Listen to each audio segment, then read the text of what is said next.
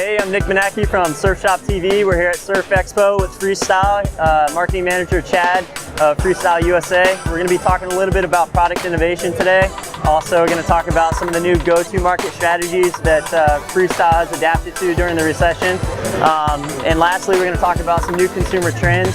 I know that there's some new color combinations and features on these FreeStyle watches, so we want to hear from Chad about those, and we'll turn it over to Chad, take it from there. Chad, talk about innovation. Innovation, well, one of the new products we're coming out with is the Tide 4.0. I mean, Tide watches are nothing new, but we're just bringing out our next generation of Tide watch. 150 beaches, just really comfortable, a little bit of wider base. You know, a lot of the oversized watches are the ones that are selling real well right now. Right. And one of the additions we did is we added a silicone band instead of a polyurethane, because a polyurethane can be a little bit stiffer. And with the silicone, it's just a really buttery band, super comfortable when you're surfing, right. And it's going to be a real success for us. Very cool. So what are some new ways that you guys have adapted to the recession? I know some companies are diversifying a little bit, going through an acquisition mode, buying out some other retailers. So what has FreeStyle done to kind of adapt a little bit? Yeah, well, I think like with the whole recession, it caused a lot of companies to be really honest with themselves, find out, well, what are our strengths? Right. And when we did that, we looked at, we were like, you know what, the Shark watch. That's really the cornerstone of this brand. Right. So we kind of got back and we really focused on that. And fortunately for us, the price point of it's $55 retail.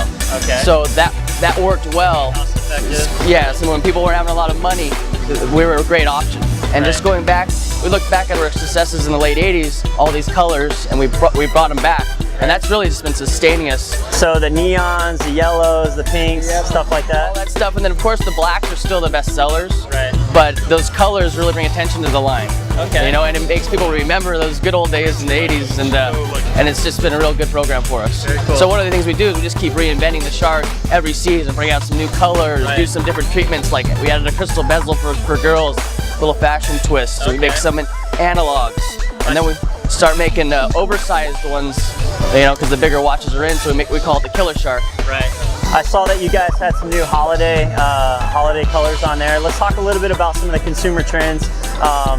Seems like people are like modifying their watches these days. I don't know. Yeah, we started noticing, especially with social media. You'll start seeing, you know, I'm on Facebook. Someone posts, I'm like, where did they get that watch? Oh, they basically, you know, traded parts of their friend and changed the bezel and whatnot. Because all these things, well, if you just have a screwdriver and a little sharp object, you can pop the bands off.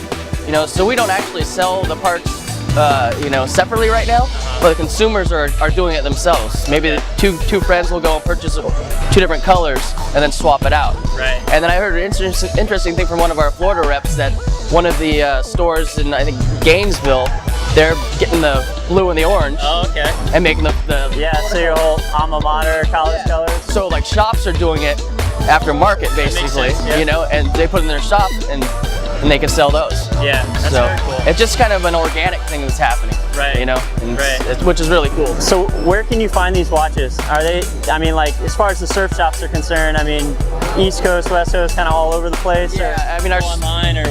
Our strengths are definitely all, you know, all the surf shops, all the coastal regions is where we're most dominant. Right. Of course, you can visit our website, FreeStyleUSA.com. Okay.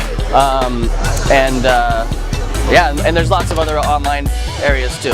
Right, right. Tell me real quick about Hook It. I saw you guys are on Hook It. I think I maybe even signed up for a sponsorship from FreeStyle.